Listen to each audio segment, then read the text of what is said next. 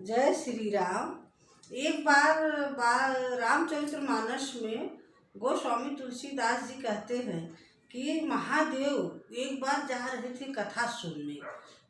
एक बार महादेव के मन में विचार आया कि चलो मैं कथा सुन के आता हूँ। कहाँ कथा सुनूं, किससे सुनूं? तो कुंवर ऋषि के पास जाते हैं। इसमें चौपाई आती है, तो मैं चौपाई नहीं बता रही हूँ क्योंकि वीडियो बहुत बड़ा हो जाएगा। इसके लिए मैं अर्थ ही बताती हूँ। तो महादेव जा रहे हैं और संग में सती माता जा रही हैं। तो उनको जग जननी भवानी बोले हैं तुलसीदास जी कि संग में गए तो वहाँ कुम्मद ऋषि के पास जब जाते हैं तो कुम्मद ऋषि उनको देख के बहुत खुश हो जाते हैं कि हमारे यहाँ भगवान आ गए हैं। मतलब वैसे उनको लग रहा है भगवान तो है ये महादेव और ऋषि, तो वहाँ उनको पूजा करते हैं, महादेव की पूजा करते हैं।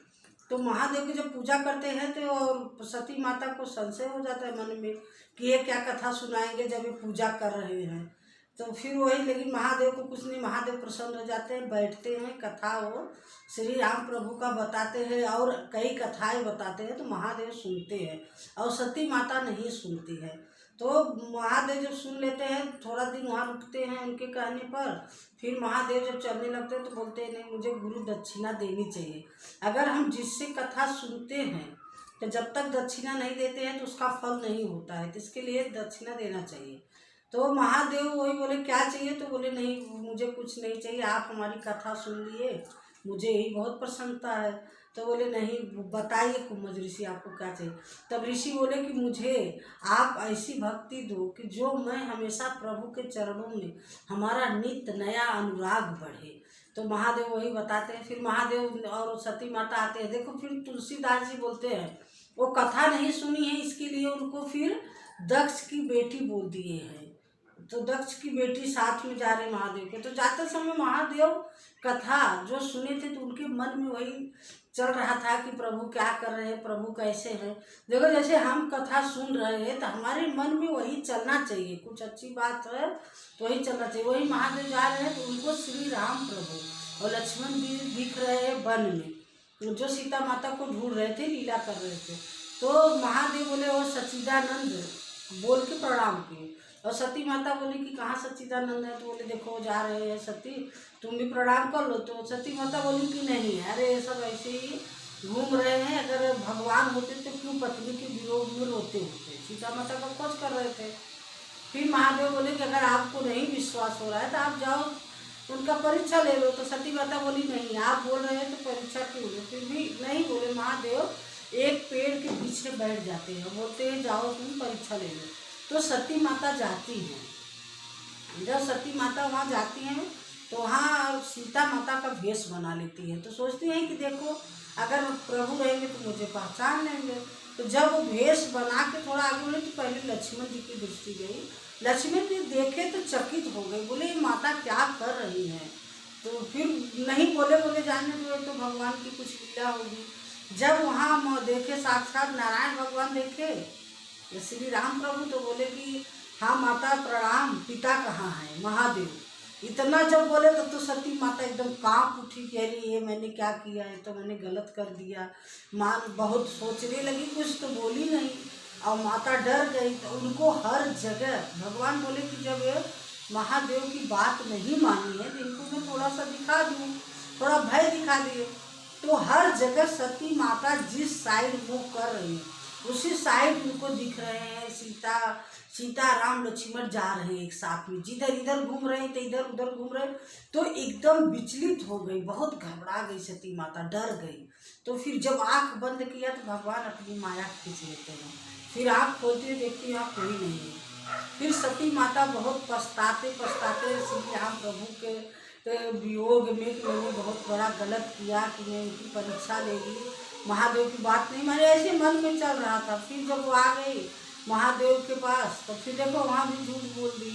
फिर वहाँ बोली, महादेव बोले कि हो गया परीक्षा? तो बोली नहीं स्वामी, मैंने परीक्षा नहीं लिया, जैसे आपने दर्शन किया वैसे हमने भी दर्शन किया। फिर महादेव कुछ बोले नहीं। महादेव को मन में लगा कि इतना सरल कैसे सती मान जाएंगी। फिर महादेव जब ध्यान लगाते हैं तो देखते हैं सीता माता का भेष, तो उनको बहुत बुरा लगता है। मन में सोचते हैं कभी इनके साथ मैं कैसे रिलेशन रखूँ, कैसे संबंध, जब तक सती का शरीर रहेगा तब तक मैं इनके साथ संबंध नहीं करूँगा, पति पत्नी का संबंध नहीं रहेगा। तो वो एकदम लेते हैं कि ऐसे प्रतिज्ञा लेते हैं, तब से फूलों की वर्षा होती है आकाश से, जय हो महादेव जय बोलते हैं, धनी आते।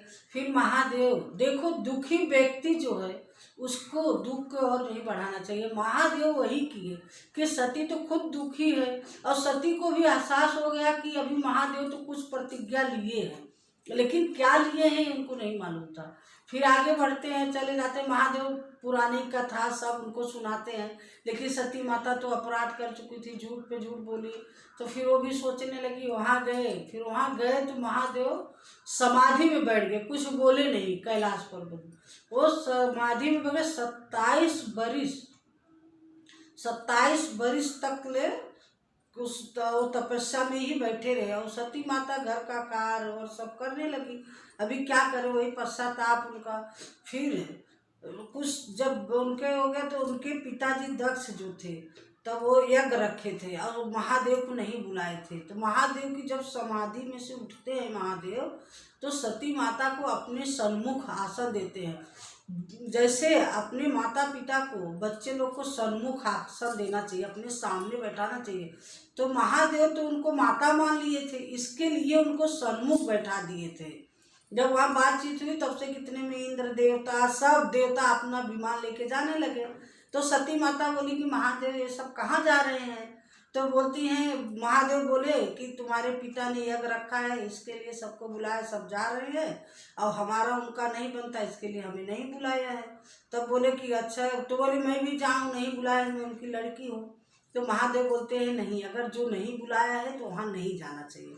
तो सती माता बोली क्यों? अगर लड़की अपने माता पिता के घर जा सकते हैं? तो बोले हाँ जा सकते, कुछ स्थानों पर नहीं बुलाया करते हैं तो भी जाना चाहिए।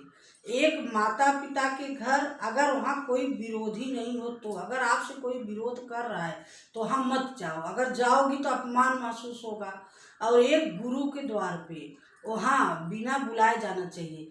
एक भगवान के मंदिर, कथा पूजा सत्संग जो भी हो रहा है, अगर कोई नहीं हमें बुला रहा है, निमंत्रण नहीं दे रहा है, तो उस जगह पे हमें जाना चाहिए।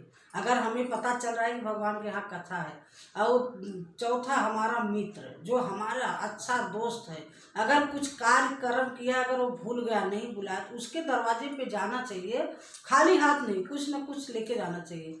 तो सती माता फिर नहीं मानी, बोली नहीं मैं जाऊँगी। महादेव बोले जाने दो, इतनी दुखी हैं, जाएंगे तो थोड़ा इनको भी और लगेगा।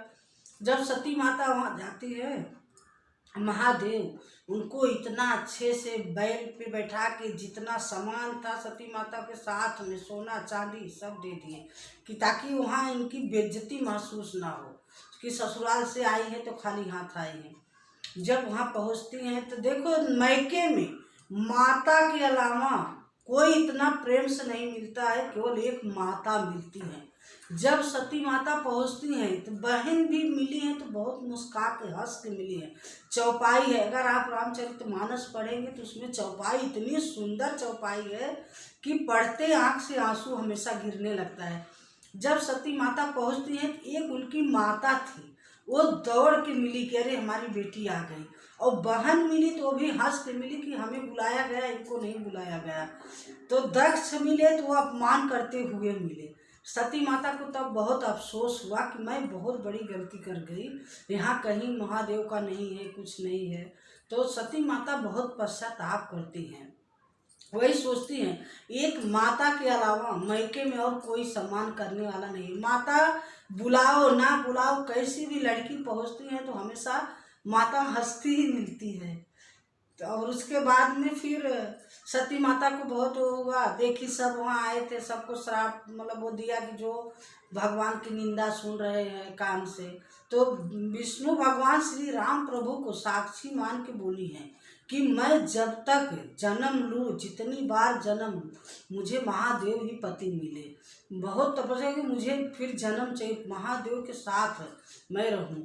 ऐसे बहुत स्तुति की हैं। उसके बाद अग्नि प्रज्वलित की है, अग्नि प्रज्वलित होती है सती माता। ये सब आप कथा जानते हैं, लेकिन पढ़ेंगे तो बहुत अच्छा लगेगा। सती माता फिर उसमें समाहित हो जाती हैं। फिर वहाँ महादेव को पता चलता है, महादेव के गढ़ जाते हैं बुलाने के लिए।